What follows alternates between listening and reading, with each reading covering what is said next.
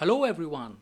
Now we look at a game from the 10th round of the Tata Steel Masters tournament, and it was played between the old rivals Ian Nepomniachtchi and Liren, the world champion.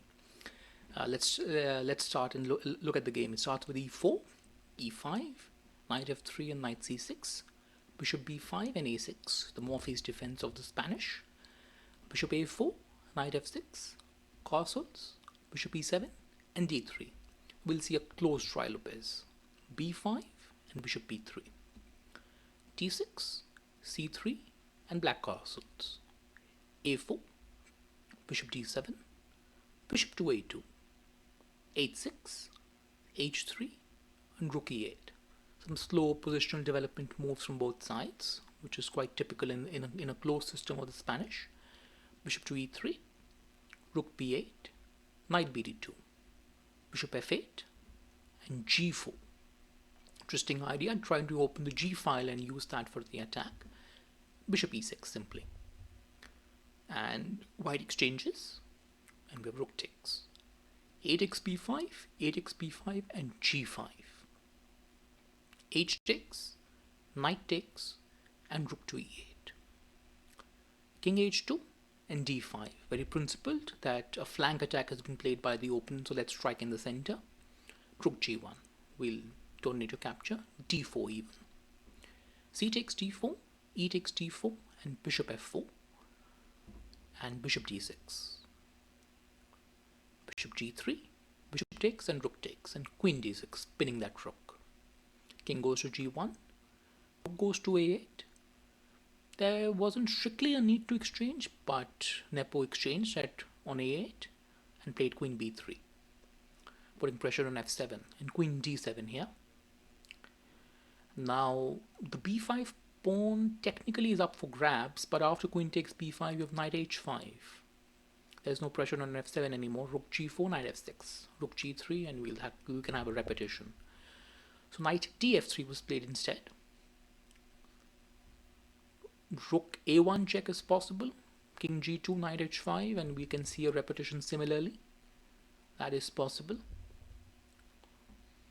Knight h5 directly is possible. Rook g4, and again we'll want to throw in rook f1 first, rook a1 first. King g2, and then this king g2, knight a5, queen b4, f6. We want to get the queen away from that diagonal to which is attacking f7. We don't want to play knight h5 and knight f6 right away because of this problem. That can be a little sensitive and annoying, so better to do it this way. First divert the queen, and then we in that case it's better. In the previous line, when queen goes to b5, there is no pressure on f7 anymore. Then knight h6, rook g4, knight f6 can work. But rook b8 was played, and here there was an interesting idea with knight to h4. The threatening knight f5. Knight to h5 can come here anyway, and rook f3. That's another advantage. The rook can pressure from f3, put pressure on f7. Knight d8, knight to g6 even. Queen e8, rook f5. Slowly we'll see that white builds up pressure, and black has to accept a passive position. Rook to b6, knight to e5. Knight to f6, queen to a2, maintaining the pressure. Rook d6, b4. King f8, knight ef3. So black is trying to unwind, but still there is pressure. Knight d7, e5 now, finally, because that was a threat of forking to pieces. So that's why knight d7, but rook g6 and h4.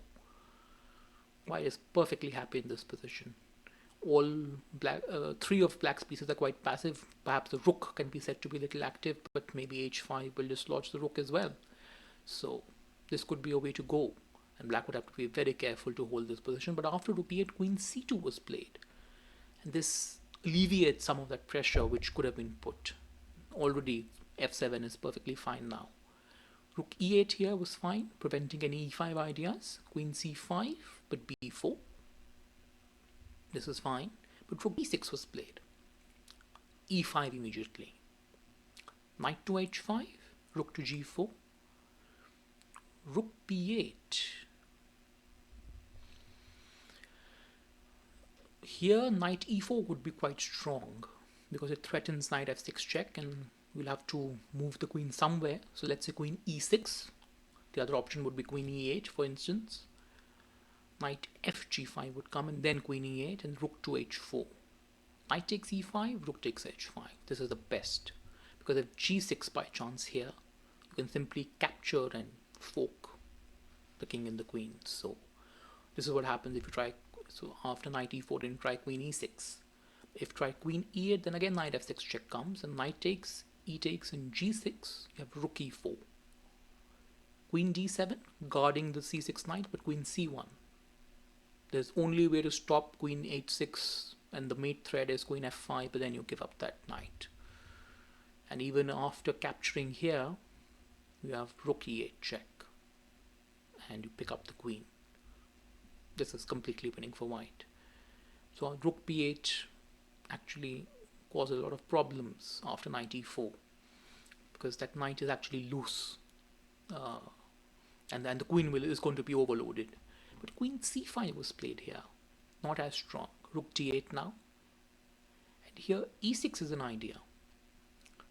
Essentially, we are preventing the queen from occupying e6 by forcing f into e6 and then knight e4. Queen to d5 and even rook g5. We also clear the fifth rank for the rook to come there. Rook queen takes and rook takes, and one of the knights is going. So after knight f4, then rook takes c6, completely winning. But after rook d8, knight e4 was played immediately.